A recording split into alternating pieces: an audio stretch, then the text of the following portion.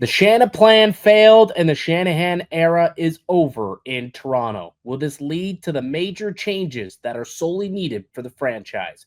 You're listening to the Locked On Leafs podcast, part of the Locked On Podcast Network. It's your team every day.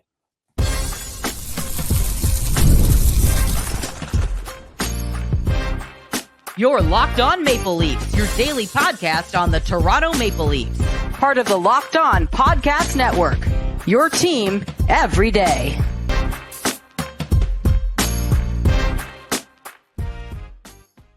Hello and welcome into the Locked On Leafs podcast, a daily Maple Leafs-centric podcast hosted by myself, Mike DiStefano, and my co-host, Dave Morassutti. The season's over, but the Locked On Leafs podcast is not. We got new episodes coming out each and every day. You can find it free and available wherever you get your podcasts and also up on YouTube. Big day in Toronto. We were all expecting some news to come from the heavily reported meeting that MLSE was having with Brendan Shanahan today, and we got our verdict on his future in Toronto, and, well, there isn't one. Brendan Shanahan was relieved of his duties, the Toronto Maple Leafs and MLSE board electing not to renew his contract, and the Shanahan era is over in Toronto, Dave. Yeah, it's almost like now that it's here, it's like, all right, now what? Like, it's almost just like it was this big thing that the big news item was ready to drop. They're kind of like, are they going to wait? Are they going to do it like right after the meeting? Are they going to wait a little bit to make a decision? And it's like, man, that meeting must have gone so terribly. Essentially, what it probably was, it wasn't even really just a meeting. It was just like, hey, Brendan, yeah, unfortunately, we've decided it's time for change. I don't think this was ever a meeting for Brendan Shanahan to give a last pitch to save his job. I think it was he was out the door. They just wanted to give him the courtesy of letting him know that it's time. Time's done. Yeah, essentially. It was almost like, that scene in Moneyball when Brandon Beane's talking to Giambi, and it's not really a conversation. It's, you've been traded. Take care. We're done. It's over. and it's just like, oh, okay, all right, I guess so. So Brendan Shanahan's, he's been let go. And the Shanahan plan era, I mean, it was 11 years since Brendan Shanahan took over. So he spent 11 years with the team. And this was his statement that he made after being relieved of his duties. He said, quote, "While I am proud of the rebuild we embarked on starting in 2014, ultimately I came here to win a Stanley Cup, and we did not. There's nothing more I wanted to deliver to our fans, and it is my biggest regret is that we could not finish the job." And ultimately, that's what it cost them, right? The fact that they were unable to finish the job, right? They were unable to really get close. Like, they never even got halfway, Dave. They this year was the furthest they got. And their final two home games was pitiful, absolutely disgusting and bad performances. And, it's really unfortunate because when I'm watching this Carolina and Florida round right now, these first two games, it's like, just feels like such a lost opportunity, doesn't it? Like, it felt like the Maple Leafs, if they would have got through Florida this year, feels like they could have made similar impact on the Carolina Hurricanes as the Florida Panthers are, because I don't think the Canes just can't hold up to what Florida's throwing at them. And Toronto played, when they're playing to their capabilities, a similar brand of hockey. And it just reminded me again when I see them losing 5-0 today, just thinking what a missed opportunity this season was once again, because they couldn't get it done. The big boys once again faded when they needed to and couldn't close it out. And in the Shanahan era, the team went 2-14 with opportunities to close out the series. Just 2-14. And to me, that's one thing. Like, when we talk about what will define the Shanahan era, the fact that great regular season team, but this group just could never get it done in the playoffs, could not get it done in the postseason. And he's the one who had the utmost belief in this core to a fault, and it ultimately cost him his job. Yeah, I got when Florida took that early 1-0 lead in one of my group chats. Like, one of my buddies is just like, This makes me sick. Yeah. And tongue in cheek, it's kind of hilarious, isn't it? Like, and then No, I'm like, it's not funny at all, no. actually. It's sad. Then I went to play soccer because now I get to go and enjoy doing other things other than hockey with the Leafs out. And I come and I look and see it was like 4-0 Panthers, and I'm like, yeah, it's not funny anymore. It's sad. Like, you guys realize the Carolina Panthers or Carolina Hurricanes are 0-14 in conference finals since 2009. 14 straight conference finals losses. They were swept in their last 3 trips and have lost now the first 2 games here. It's actually insane. The Like fact that that's a 0-14 in their last 14 Eastern Conference Finals games. That's insane. But guess what, Dave? At least they get there. At least they get there. Well, hold on. It's like at least we get there, but it's almost like hold my beer. I'll show you what also choking looks like. Yeah, I guess it's similar to like it'd be similar to like us complaining and then Buffalo Sabres fans being like, well, at least you're getting to the playoffs. Like, yeah, you lose round 1, at least you're there. We haven't been there in 13 years. So I guess it would be very similar to what other fan base is feeling. But it just also goes to show, like, if this team figured out, we always talked, I mean, how many times would people say, if this team would find a way to win a round, the floodgates would open. Then it became, well, if they find a way to win 2 rounds, who knows what could happen. And this year truly felt like that year. Like we brought it up so many times that the East was winnable. The path was open. You get past Florida, Carolina's very beatable. And the path to the Cup final was right there. And then you get to the dance, a 7-game series, winner take all in the Cup final. You never know what could happen. But they had to get past Florida. They had to. And they were up 2-0 in Game 3. They're up 3-1 in Game 3 in the third period and couldn't close in that one. They lose in overtime. They lose the following 2 games. They had a good Game 6, right, to kind of give you a little bit of belief again. And then Game 7 comes around and they get absolutely clobbered 6-1 in what was one of the ugliest games that we've seen out of this group, out of this core, and of the Shanahan era.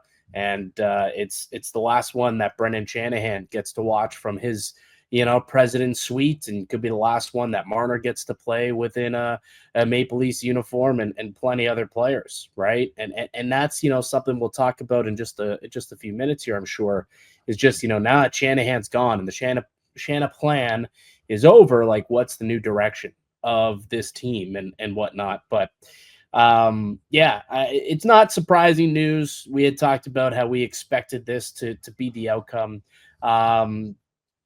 Keith Pelly spoke today, or at least sent out a statement today and thanking Brendan Shanahan. It reads as follows, quote, Brendan is one of the most respected leaders in the game, and he has instilled many of the traits that were the signature of his Hall of Fame career throughout the organization, uniting the storied franchise in the honor, pride, and courage that it was founded on.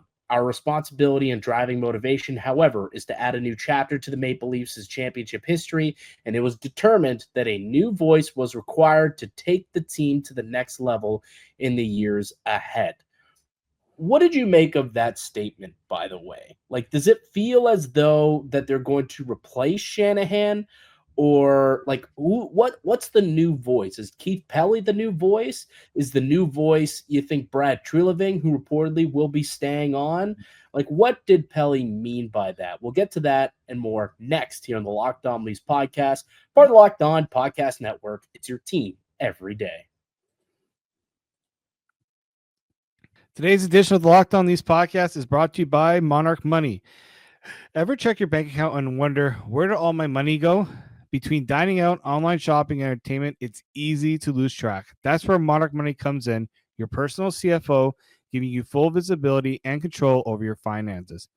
Monarch Money isn't just a budgeting app, it's a complete financial command center. You can track all of your accounts, investments, and spending, so you stop just managing your money and start building wealth. And you get some great insight. You can really see where you're spending your money, so you can easily budget smarter and save more.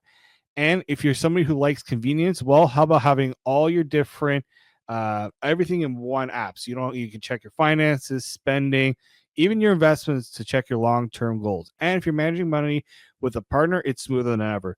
You can track shared and personal accounts, set goals, and stay on the same page without the stress. Take control of your finances with Monarch Money. Use code LOCKDOWNNHL at monarchmoney.com for 50% off your first year.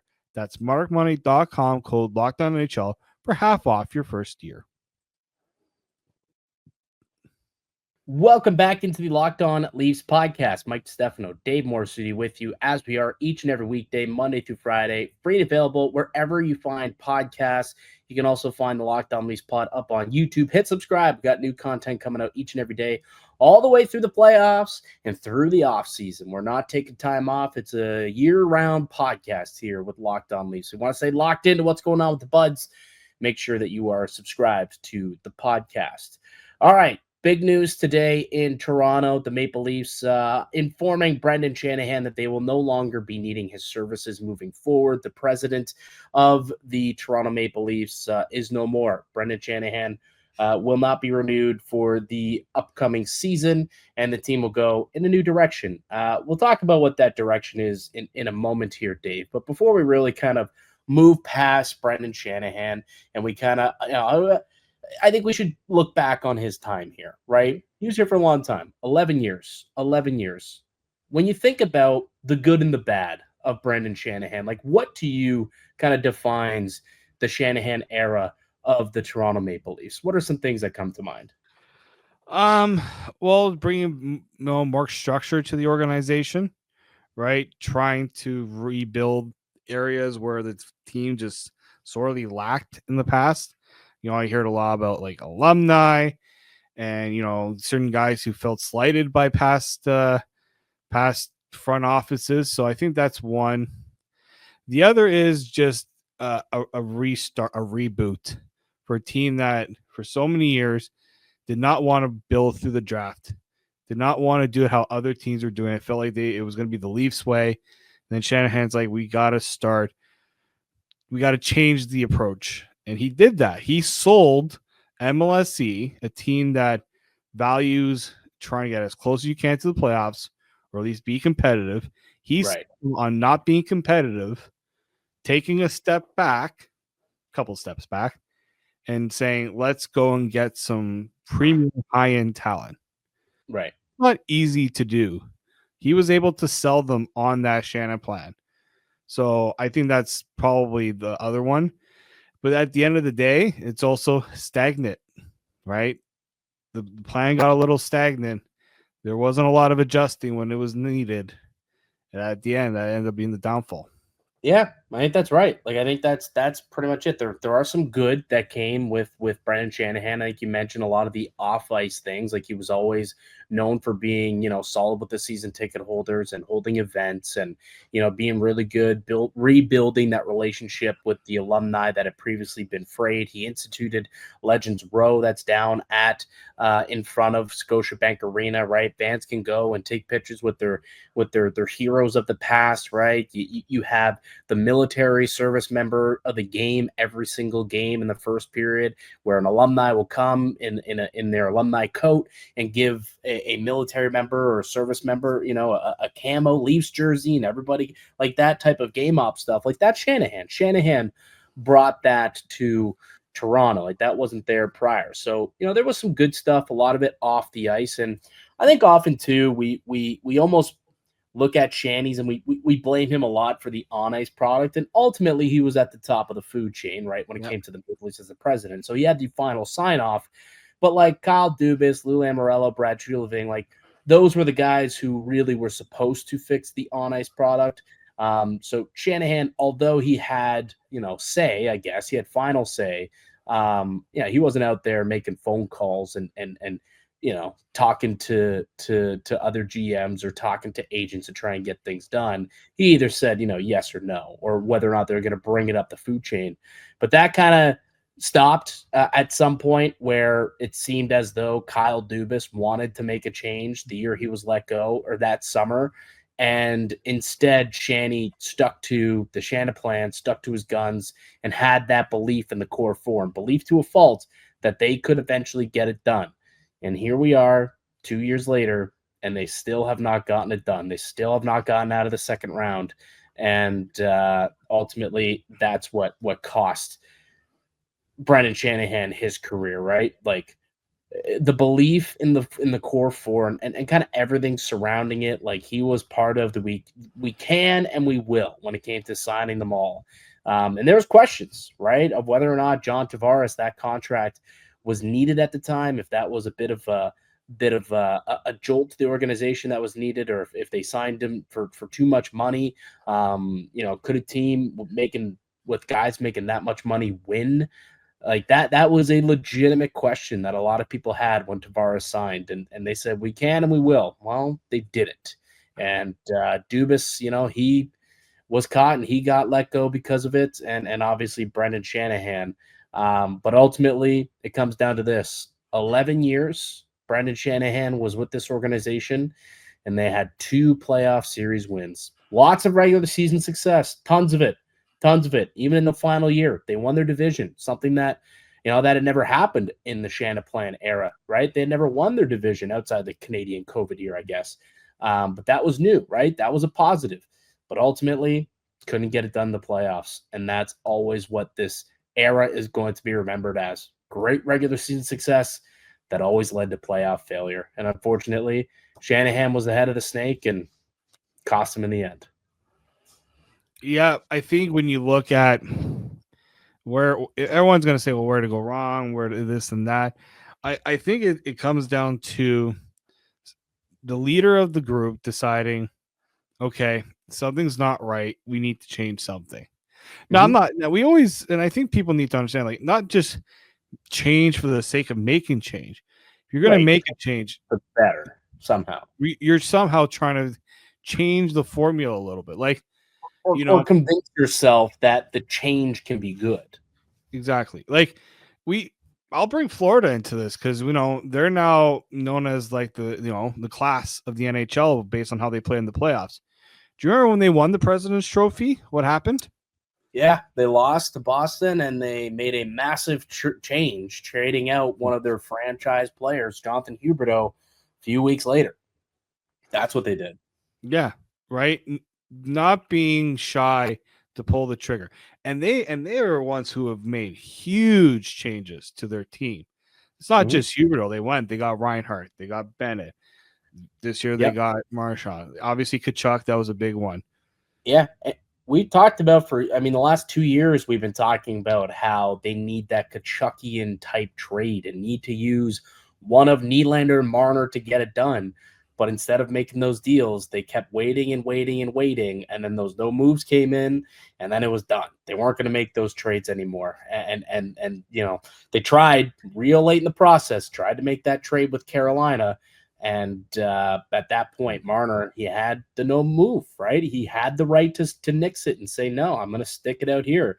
And it didn't work out, obviously.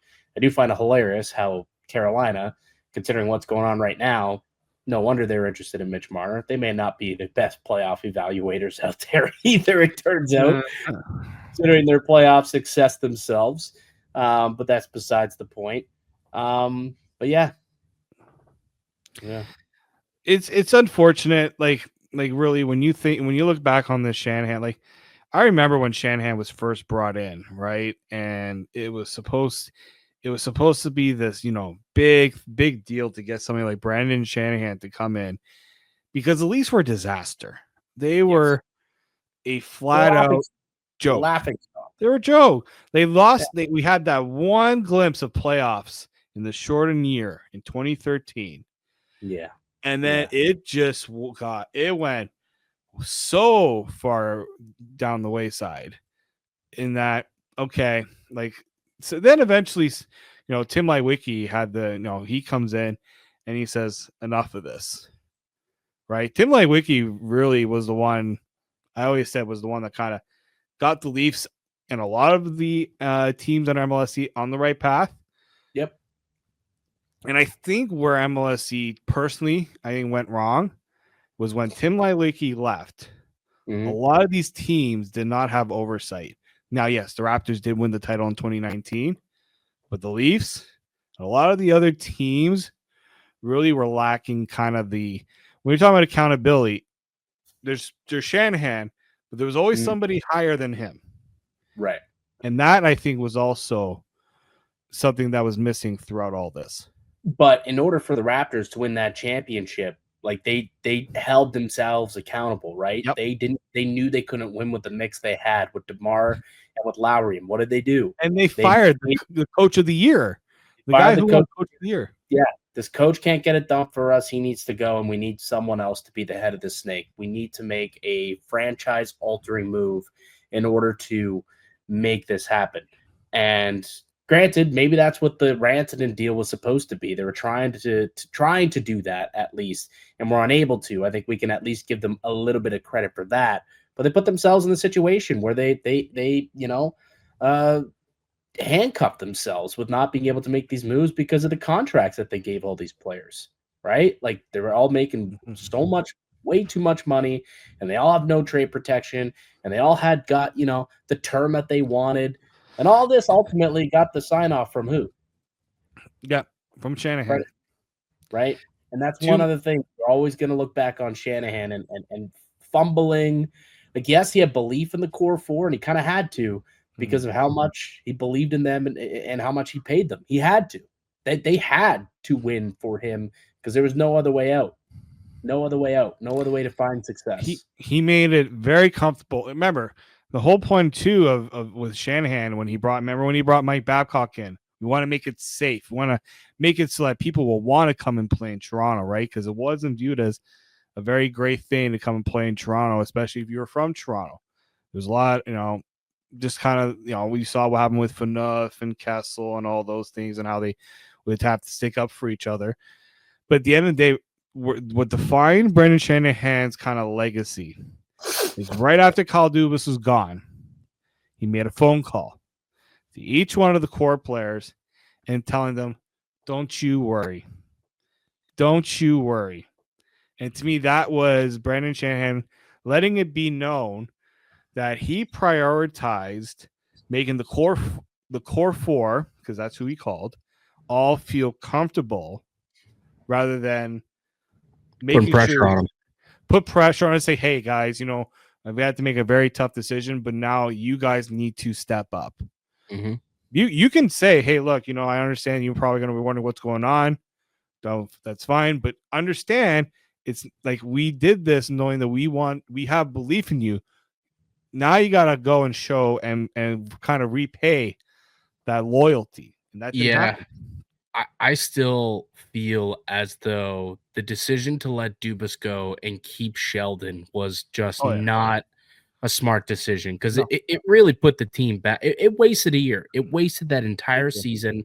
And then you had to see, okay, well, we finally have a new coach. Well, let's see what that could do for this group. And we'll see what that could do for Tavares and for Mitch Marner. But at that point, you walked him right to free agency. So good or bad, what it's going to do for him. But now they're free agents, right? And they could do whatever they want. So that to me was always such a boneheaded decision.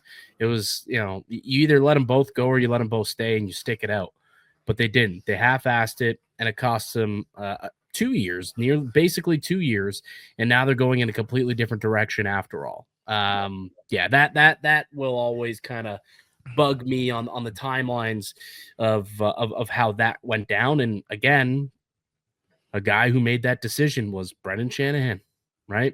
Sitting in his office. Like he said, he was sitting in his office. At the deadline, he was ready to give Dubas the job, ready to extend Dubas. And Dubas is the one who said, I'll wait a little bit. And then all of a sudden, when it seemed like Dubas gave his end of year presser and it sounded like he was wanting to go in a different direction than the core four, wanted to veer away from the Shanahan plan, that's when he said, no. We got to stick to this. Dubas, you're gone. And we'll bring in another guy who will keep these four around. And that's what True Living did. But now Shanny's not there. But True Living is. And now I'm curious what direction this team will go in moving forward. Who is the head of the snake? Let's get into that next here on the Locked On Leafs podcast, part of the Locked On Podcast Network. It's your team every day.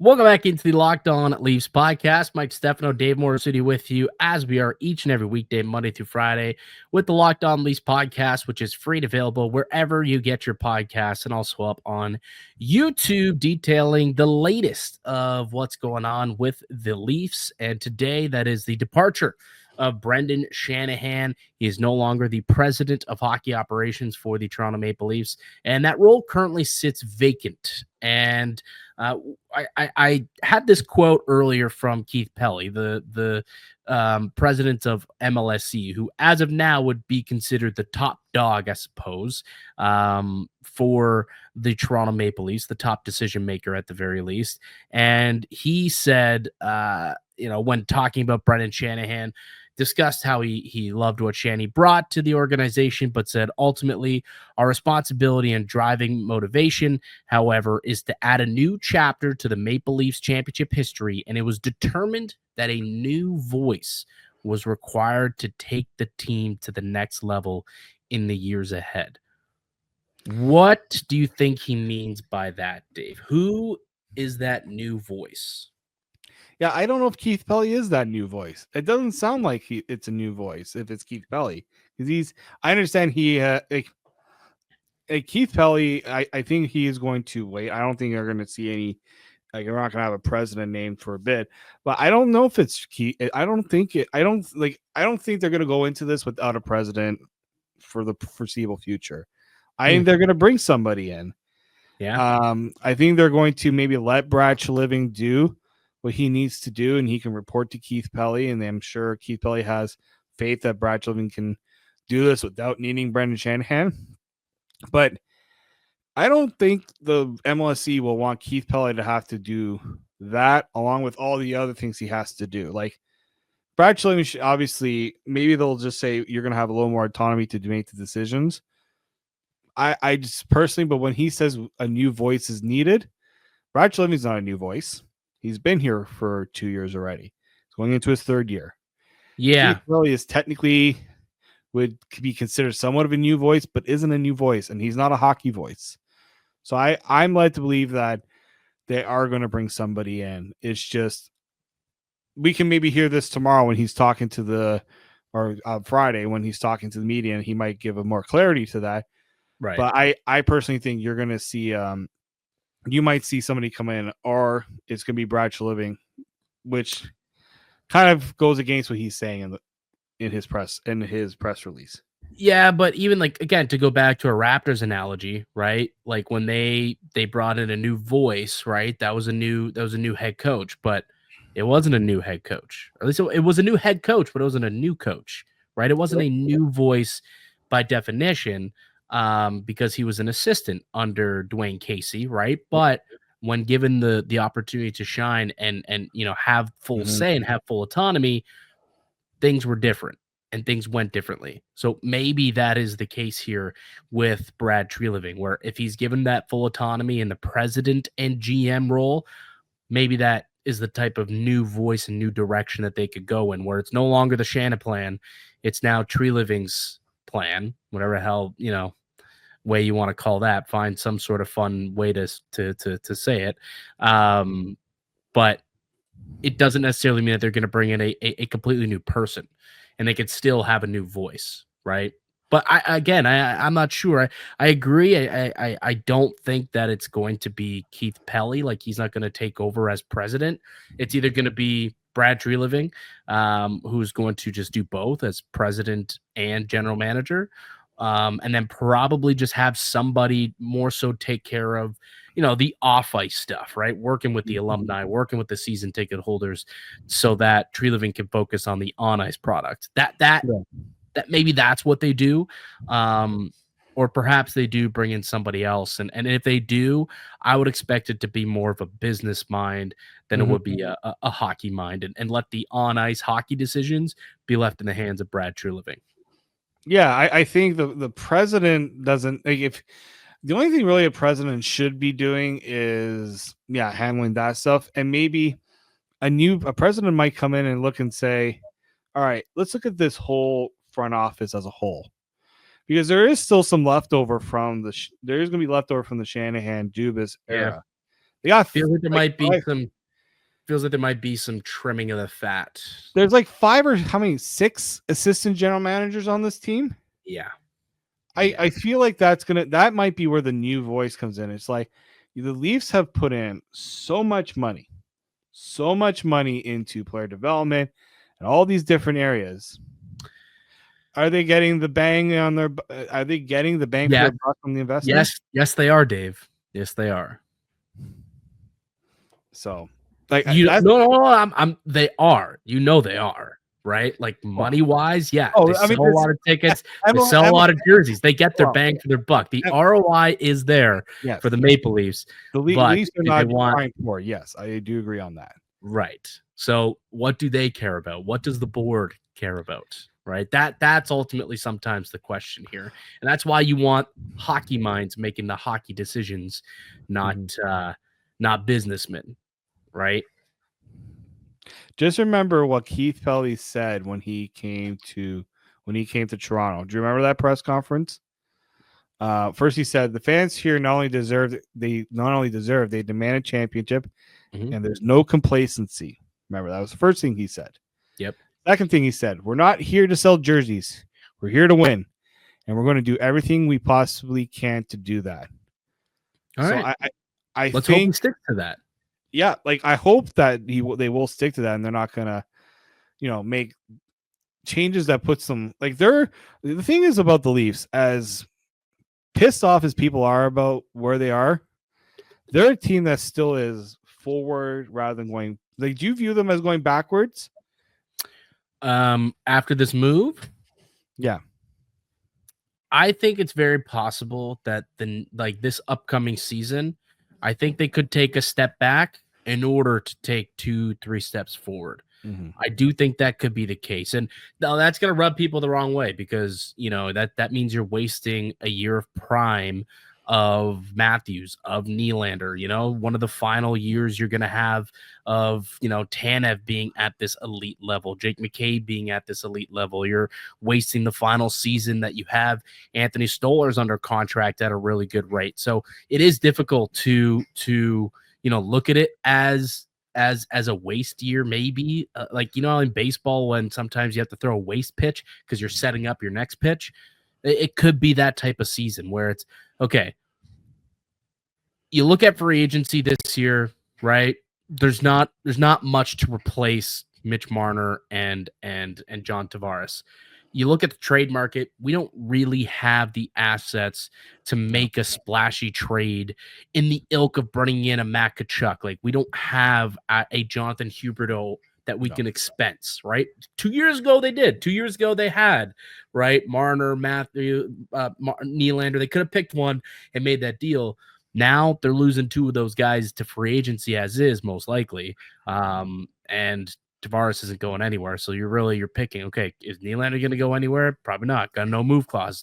Matthews going to go anywhere? Probably not. He's your captain, so you don't have any trade chips either to make significant change. So really, your best bet is to maybe look at the next off season, and you see Connor McDavid as a free agent. Kirill Kaprizov is a free agent. Kel McCarr is a free agent. That is a heavy free agent class next offseason, my friend. So if the Maple Leafs don't blow their brains out this year trying to be competitive and trying to win in year one after post Shanaplan, and waste that money, they could be kicking themselves for it. So I hope there's a plan, not just a 1 year plan, but a 2, 3, 4, 5 year plan. And when you're the president, you have to think long term. When you're the general manager, you have to think long term. And if Tree Living was told, hey, you've got years here to figure this out, your career is not going to be done next season if you don't win a championship, right? Like, I think they need to tell him there is a plan in place where this could be a multi-year kind of, situation where we get it before we can finally deliver. One step back to take 3 steps forward. That's what I believe. Maybe it's a bit of a down year, but then next year or the year after that, that's when you can make your big plays because the cap's going up, you'll have space, and the players will be available that could really, really make an impact on your team. A lot of people have asked me, what should the Leafs be doing? What the Leafs should be doing is, you got a core right now, like with Matthews, Nyes, Nylander. That's your core, right? Those are your core forwards. See if Tavares, you can get him back at a reasonable price and make some adjustments. You're going to have to make some changes, Mm-hmm. But don't put yourself in a position where you feel like you have to make a knee-jerk move. You lose Mitch Marner, you're not going to, first off, you're not replacing Mitch Marner. Don't feel like you need to go out and spend all the money you have to go and replace Mitch Marner. Right. Look long term, because you said, like, I looked at 2026, that free agent class. You ready? I got the list right here of guys who are crazy as of now projected to be free agents. Obviously, they might not get to market. The teams might figure out a deal this summer, but McDavid's deal is up. Panarin, Jack Eichel, Kirill Kaprizov, Cale Makar, John Carlson, Kyle Connor. Like, there's a lot of players. Anze Kopitar, Ryan McDonough, Matthias Ekholm, right? You want to bring in a goaltender? Well, Jacob Markstrom's going to be available at that point. How about an Adrian Kempe, who's proven to be a pretty good playoff performer? Evander Kane, not bad of a playoff performer. Like, there's a lot of guys. Connor Garland, he's a good player. He plays with some energy and with some spunk. He'll be a free agent next season. So there's a lot of guys out here who the Maple Leafs could go shopping for if they're willing to be patient and maybe wait one more year before really pushing the chips all in on free agency. But we'll see. We'll see who's making those decisions at the top. And if that kind of alters things whatsoever, we don't know. I'll be curious once we hear from Tree Living, once we hear from Keith Pelly tomorrow or today, I guess. And now that this podcast is being released on Friday. I'll be curious to see what they have to say and what they have to say about the direction of the team and what the plan might be moving forward. But I think that it'll definitely be an interesting offseason for the Toronto Maple Leafs. That's for sure. We've already seen one massive move made off the ice with Brendan Shanahan not coming back. Are they going to make some even bigger on ice moves and decisions with Mitch Marner, John Tavares, maybe Morgan Riley? We'll see what happens, but I think it's going to be a hell of a summer in Leafs Nation.